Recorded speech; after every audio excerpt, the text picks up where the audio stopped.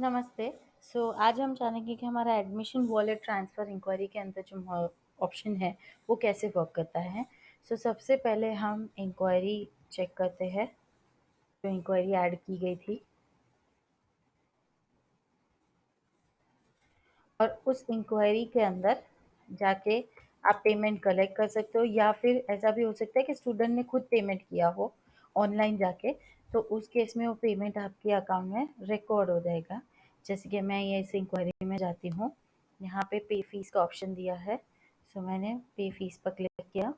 अगर मैंने मैन्युअली यानी कि कैश में कलेक्ट की है अमाउंट, या फिर कोई और मोड से कलेक्ट की है, तो मैं यहाँ जाके अमाउंट कलेक्ट करती हूँ, डेट और डिटेल्स डाल के मैंने पे कर दी, और ये मेरी अमाउंट कलेक्ट हो गई।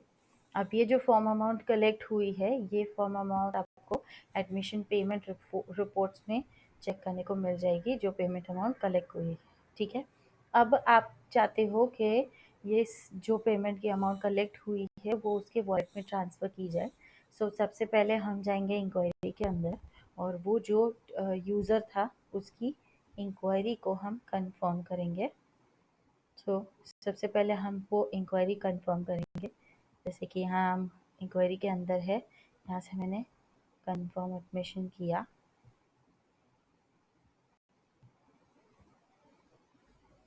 मैं यहाँ इंक्वायरी में गई, फिर से मैं उस इंक्वायरी को सर्च करती हूँ, और फिर से उस इंक्वायरी पर क्लिक किया। यह हमारी जो इंक्वायरी है उसको पहले हमने ट्रांसफ़र किया टू शॉर्टलिस्टेड।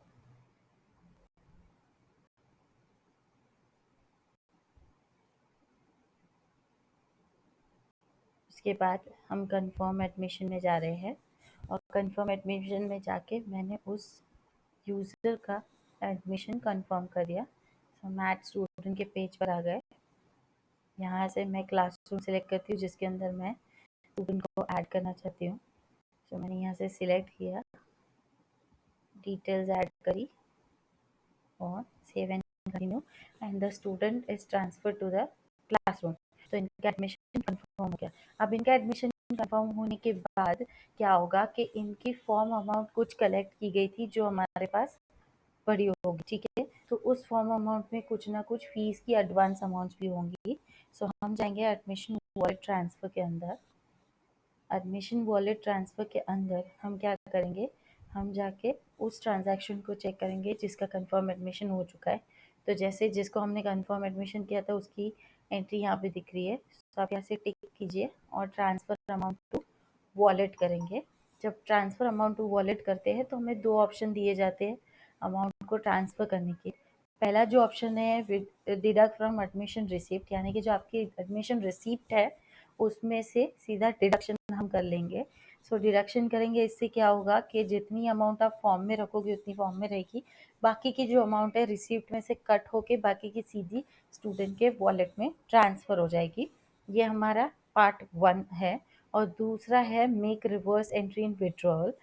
इसके थ्रू ऐसा होता है कि मान लो आप जो भी एंट्री कर रहे हो वो एंट्री आप रिवर्स कर सकते हो, यानी कि उसकी एक रिवर्स एंट्री, जैसे कि नॉर्मल अकाउंटिंग टर्म्स में होता है उस तरह से इसकी अमाउंट वॉलेट में भी ट्रांसफ़र होगी। साथ साथ में उसकी एक रिवर्स एंट्री आपको फाइनेंस में भी मिल जाएगी, वैसे भी आप उसको ट्रांसफ़र कर सकते हो। तो मान लो आपको उसकी रिवर्स एंट्री जो बतानी है उसमें विड्रॉल कैटेगरी कौन सी दिखानी है। मैंने यहाँ से चूज़ कर लिया कि उसकी जो विड्रॉल कैटेगरी है वो मान लो यहाँ से एक्स्ट्रा एक्सपेंस के तौर पे जाएगी।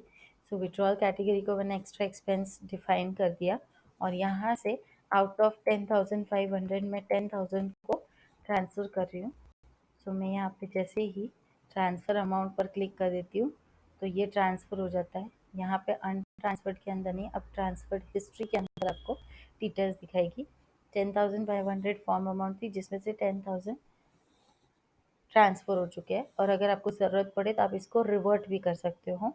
और अब आप चेक करेंगे तो इस स्टूडेंट के अकाउंट में आपको वो ट्रांसफ़र्ड अमाउंट वॉलेट के अकाउंट में भी मिल जाएगी। तो जैसे कि इसको ट्रांसफ़र कर दिया है स्टूडेंट को, तो हम चेक करते हैं ये जो स्टूडेंट ट्रांसफ़र हो चुका है, हम उसकी स्टूडेंट प्रोफाइल पर जाते हैं।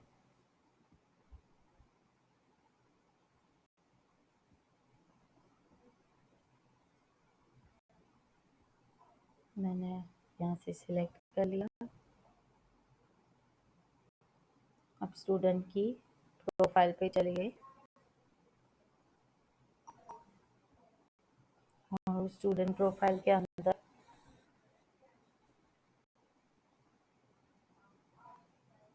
ये हमारे पास स्टूडेंट का नाम आ गया। अगर आप वॉलेट हिस्ट्री में चेक करेंगे तो वहाँ पे आपको 10,000 वॉलेट की अमाउंट चेक करने मिल जाएगी।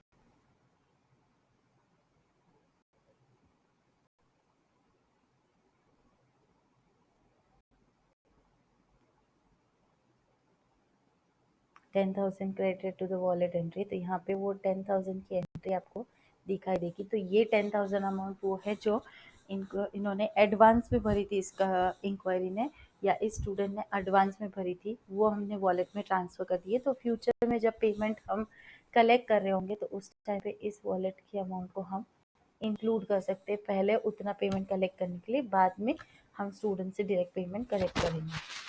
सो इस तरह से हम वॉलेट ट्रांसफ़र कर सकते हैं, वॉलेट में अमाउंट को ट्रांसफ़र कर सकते हैं। Thank you.